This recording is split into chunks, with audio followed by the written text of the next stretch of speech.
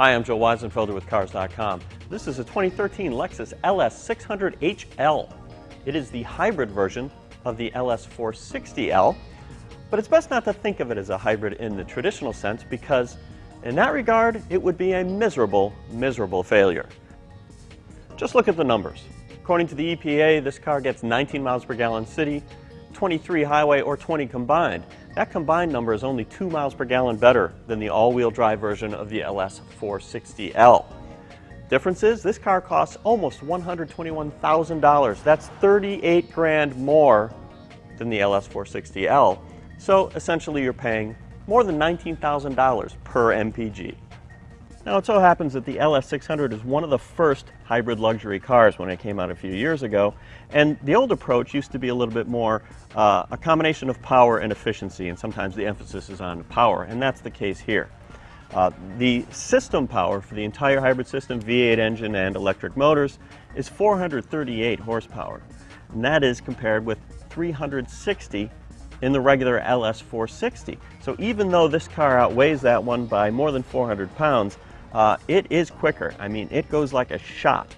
And one other bonus, I drove the 460L and I found that it had a fair amount of lag, like accelerator hesitation. Usually you would associate that with a hybrid. In this case, it switched. This one, you hit the pedal, just goes. Another advantage that comes from this being a hybrid is it makes a very quiet car even quieter. Partly because at low speeds, the engine doesn't even turn on. When the engine does turn on, it doesn't run at very high RPM in most cases. Push, you get normal mode, and this makes the accelerator kind of average response. You can go to the left, gives you an eco mode, and that makes it even less responsive and more efficient to drive. And then flip it another time, and you get the comfort mode. Now, in the comfort mode, you get really soft air springs, soft shock absorbers. My editor friends and I agree that short of an ultra-luxury car, say a Rolls-Royce, this is the softest riding car you can buy. Now if you flip in the other direction to Sport, it just makes the accelerator more sensitive, and go to Sport Plus and that will firm up the suspension, and even in that mode it's still pretty darn comfortable. The L in 600HL means this is the long wheelbase version of the sedan. That's the only way that the hybrid comes, though you can get short and long wheelbase in the regular gas-only version. Enormous back seat, as you can see, and this one has the executive class seating package, which is an option that's more than $7,000. Lots of neat tricks, the most mundane of which is simple recline. Not a big deal. But then there's something even better. You can control the seat in front of you, as can the driver. There's even a one-touch automatic version. It moves the front seat forward. It's reclining me automatically. And then there's an ottoman button. Hit the ottoman button and it gives you a footrest, or a leg rest, I guess. Now, unfortunately, even at the average height of about 5'10" for a male, there's not enough room to put your legs forward. I'm 6 feet tall, but we've tried it with different people. But I think you'd agree, it's not a bad way to go if you can fit. Other neat tricks.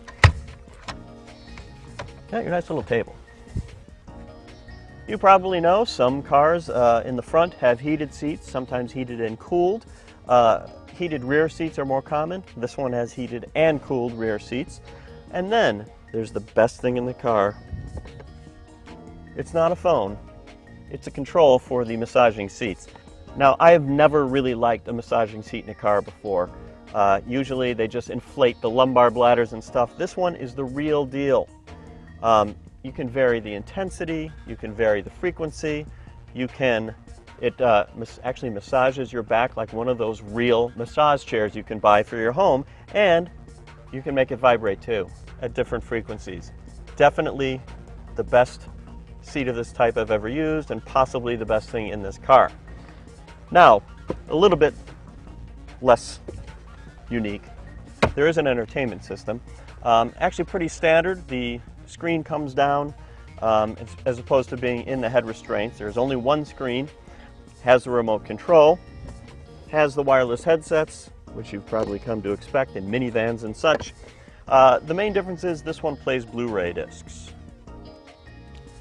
Now here is perhaps the biggest shortcoming to the 600H, apart from the price, and that is the trunk is pretty small, 10 cubic feet instead of 18 in the regular LS460L, and that's because of the battery pack associated with the hybrid system. So if you don't think of it as a hybrid, the LS600HL is a pretty spectacular car, but you pay for it. As equipped, ours is $135,000, and let's be frank, it's really more of a limousine than a consumer car that you would buy. So I don't even know if it's worth considering if you're just a normal person as opposed to a limo driver, but I'm going to need more time to think about it. So I'll see you later. You can turn the lights off.